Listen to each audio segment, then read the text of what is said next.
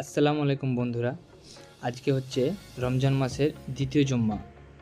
তো জুম্মার নামাজ পড়ে আমরা আজকে বেরিয়ে পড়ব ফুরফুরা শরীফের উদ্দেশ্যে।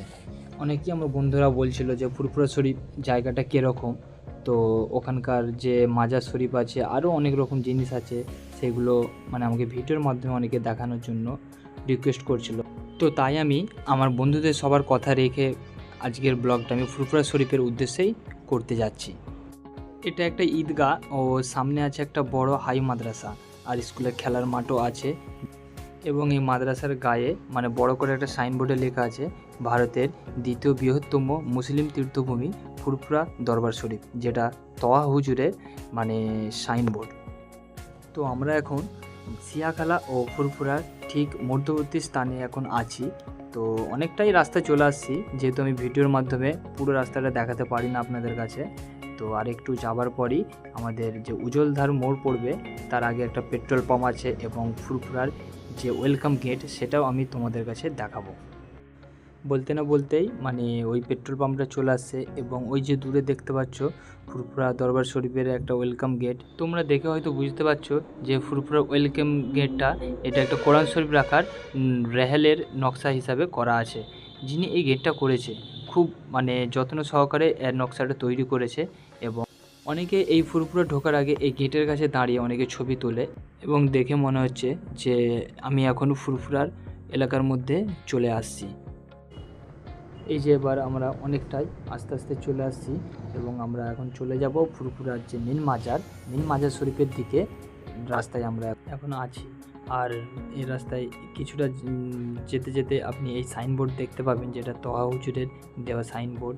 আর এখানে একটা নতুন কি একটা তৈরি হচ্ছে ঠিক বুঝতে পারছি না, অনেকটা দূরে যে দেখতে পাবেন এই যে বাঁশের স্ট্রাকচারটা করা আছে, দেখে মনে হচ্ছে যে কোনো একটা পাম্প কল তৈরি হচ্ছে। অনেকে আবার বলছে যে মাজার শরীফ, এখানে একটা পুরনো মাজার শরীফও আছে যেটা বহুদিনের পুরনো, এবং এখানে হচ্ছে একটা পার্টি অফিস যেটা টিএমসি সরকারের। আর কদিন পরই এখানে যে বড় ইসালের স্বভাবটা হয়, তো আর বেশি দিন বাকি নেই, আর কিছুদিন পরই সেটা হবে, যেটা 3 দিনের আয়োজন করা হয়। তো অনেক জায়গায় এই যে লাইটগুলো দেখতে পাচ্ছেন, এটাই ইসালের স্বভাবের জন্যই লাইটিংগুলো হচ্ছে। তারপর বাঁশের প্যান্ডেল হচ্ছে অনেক জায়গায়। এইটাও একটা মাজার শরীফ, ওর এগুলো সব দোকান বসবে। এই ইসালের স্বভাবের সময় এই রাস্তাতে বাইক তো দূরের কথা, হেঁটে আপনি যেতে পারবেন, এতটাই যে ভিড় হয়, তখন এই রাস্তাতে পা গলানোর জায়গা থাকবে না, অতিরিক্ত ভিড় হয়ে যায়। আমরা অনেক দূর ওই যে পেট্রোল পাম্পটা দেখালাম না, ওখান থেকে বাইক রেখে এইসব রাস্তায় হেঁটে হেঁটে আসতে হবে।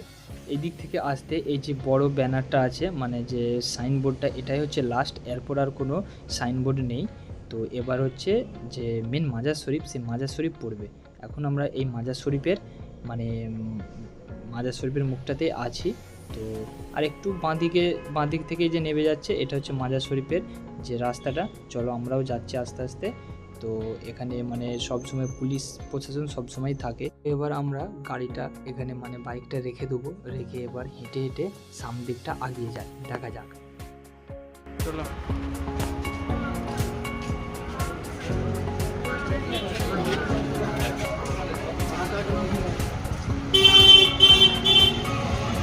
তো আমাদের আসতে হয়তো একটু লেট হয়ে গেছে, তবুও ভালোই লোক আছে। এই যে গাড়িগুলো দেখতে পাচ্ছেন, এই গাড়িগুলো অনেক দূর থেকে সব লোকেরা আসছে। তবুও যেহেতু আজকে রমজান মাসের দ্বিতীয় জুম্মা, তো ভালোই লোক আছে। তো এখন আমরা মাজার শরীফের দিকে চলে আসছি, এবং ভিডিওর মাধ্যমে মাজার শরীফটা দেখাবো তোমাদের কাছে।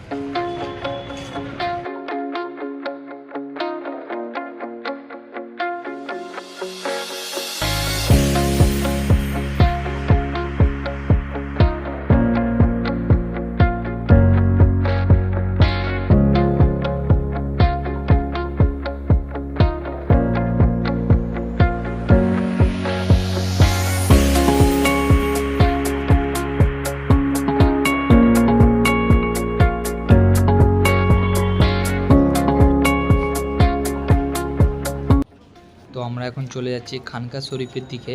আর এখানে একটা বহুদিনের পুরনো মাটির মসজিদ আছে, যেটা এখন মাটির মসজিদ আছে ঠিকই, তো এখন ওটা পাকার দেওয়াল দিয়ে ঘেরা আছে। এখানে অনেকে জিয়ারত করতে আসে। এই যে দেখতে পাচ্ছেন সামনেতে, এটা হচ্ছে একটা মাটির মসজিদ এর ভেতরে। এই যে এটা হচ্ছে খানকা শরীফ, এর সামনে বেশ ভালো ফাঁকা জায়গা আছে, আম গাছ আছে, সব মানুষেরা বসে। আর এটা হচ্ছে মাটির মসজিদের যে মেন গেট, এর ভেতরেই মাটির মসজিদটা আছে। তো আজকের ভিডিও এখানে পর্যন্ত। এরপর আরেকদিন ফুরফুরা শরীফ আসবো, এসে যে তহা হুজুরের যে বাংলো আছে ওই দিকে এর পরের ভিডিওতে আপনাদের কাছে দেখাবো।